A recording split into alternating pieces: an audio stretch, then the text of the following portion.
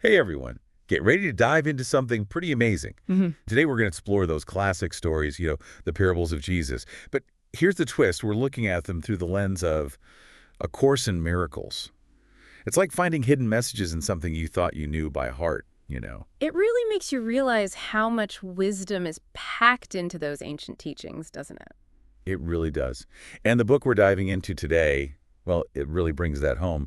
It's called Las Parábolas de Jesús a la luz de un curso de milagros. Which basically means the parables of Jesus in the light of A Course in Miracles, for those of us who don't speak Spanish. Exactly. And it does exactly that and shines a whole new light on these stories. But, and I know some of you might be wondering this, hold on, are we about to get all religious on this deep dive? That's a fair question, and it's a really important distinction to make, actually.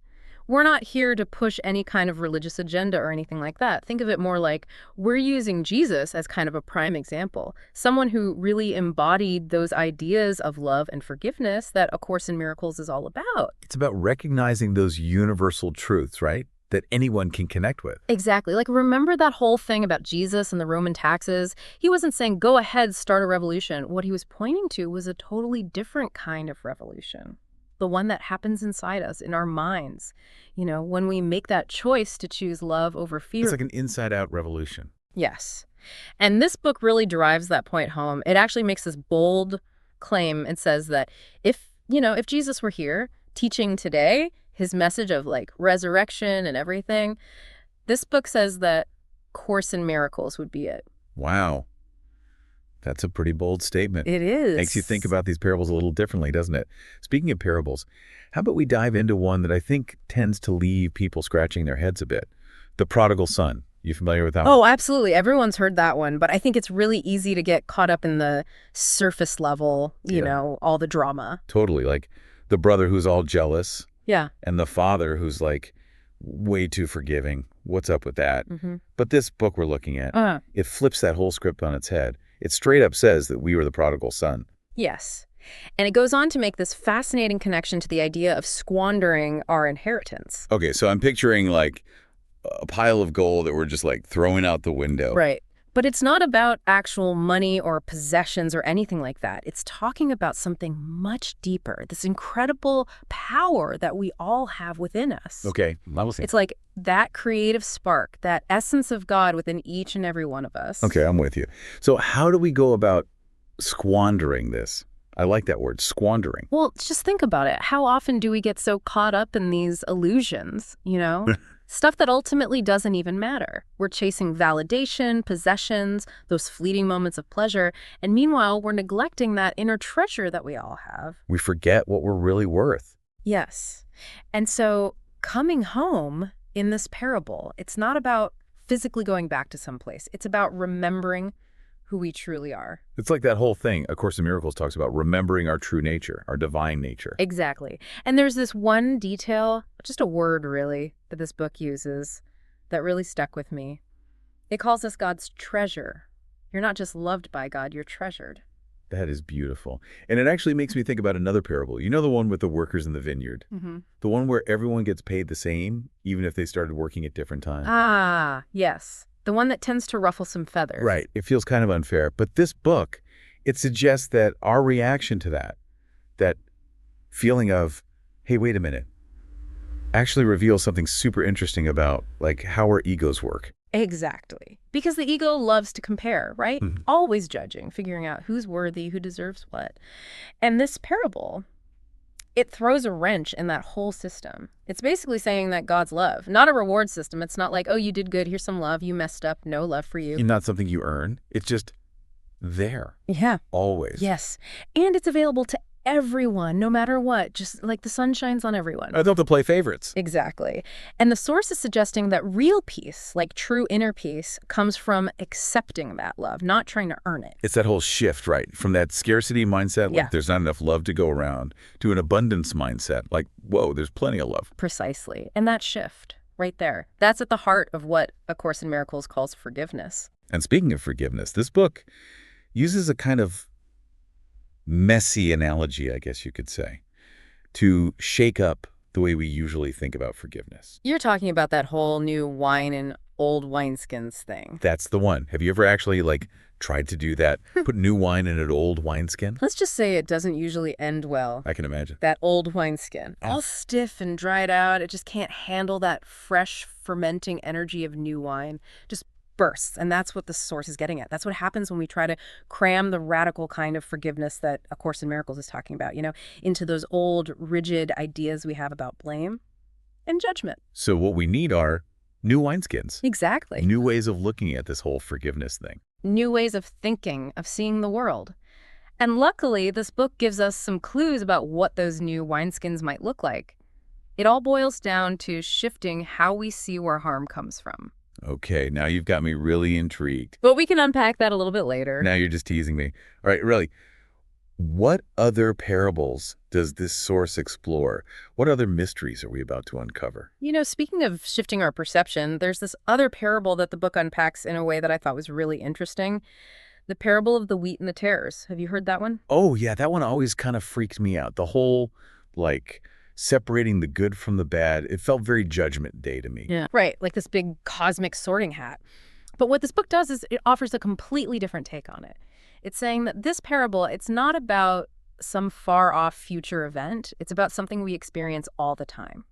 That process of growing, transforming. Okay, now I'm really curious. Tell me more. So think of it this way. You are the field, right? And inside you, you've got these seeds of potential, right? The wheat that represents all that good stuff. Love, kindness, all those qualities that A Course in Miracles is always encouraging us to cultivate. Right.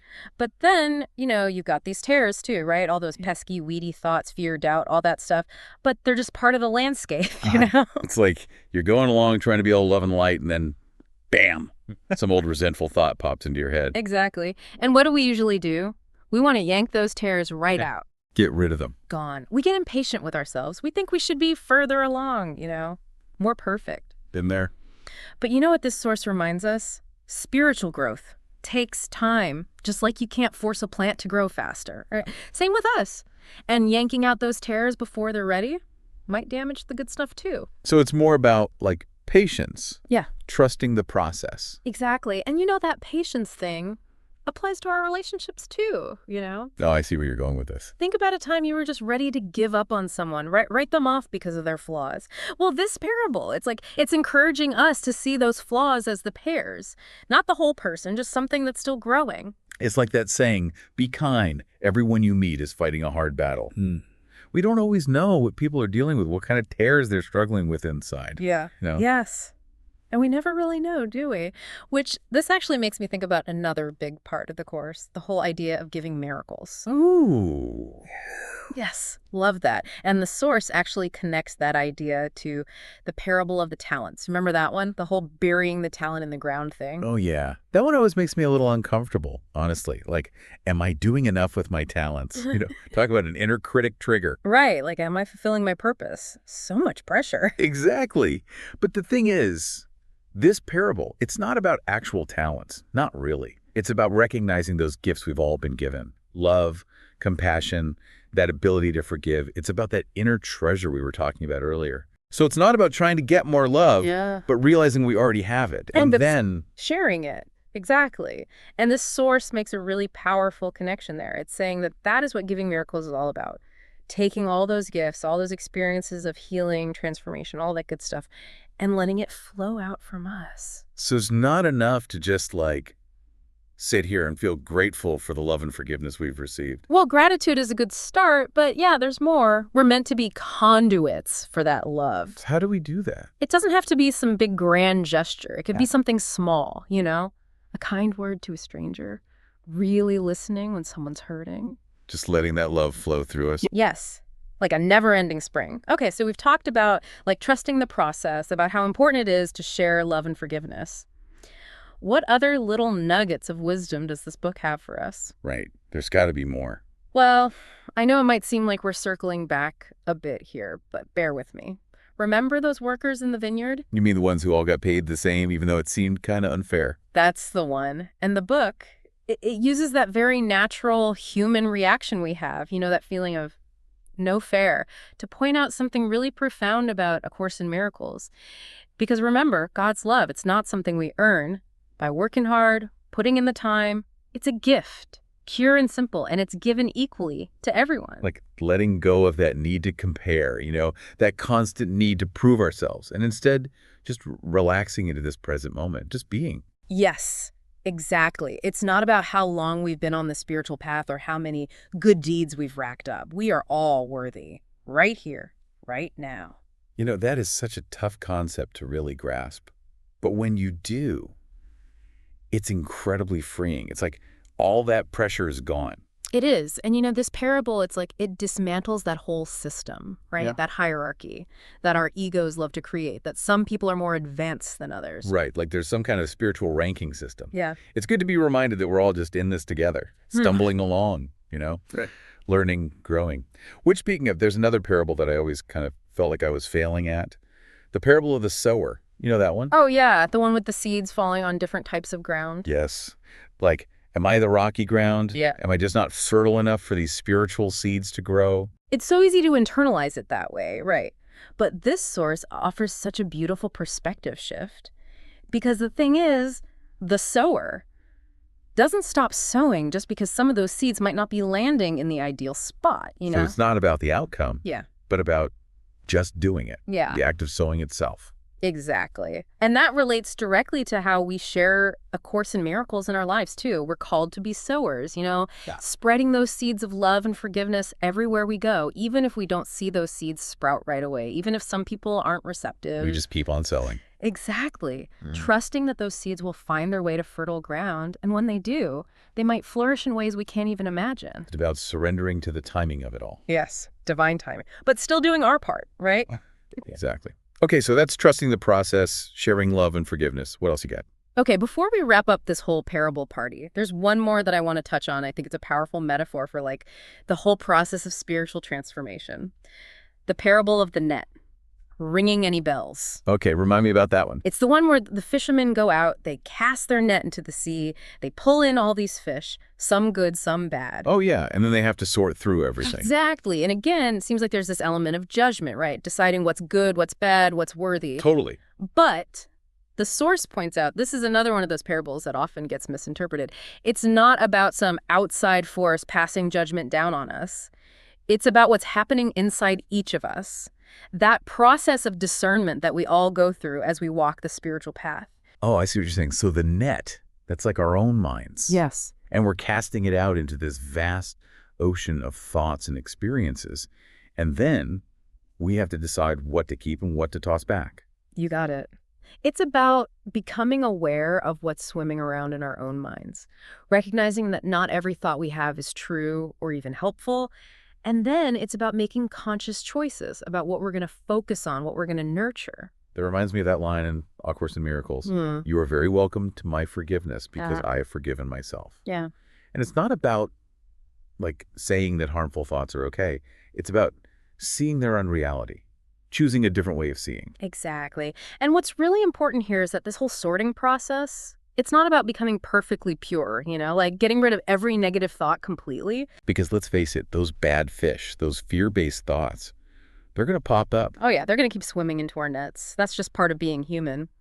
But the thing is, we get to choose how much power we give those thoughts. We have a choice. We absolutely do. We can just observe them without judgment, see them for what they are, these illusions, and then we can choose to focus on the good fish, the thoughts that are in alignment with love, with peace and joy. We become more skillful fishermen of our own minds. I love that. This has been amazing. I feel like we could keep unpacking these parables forever. Right.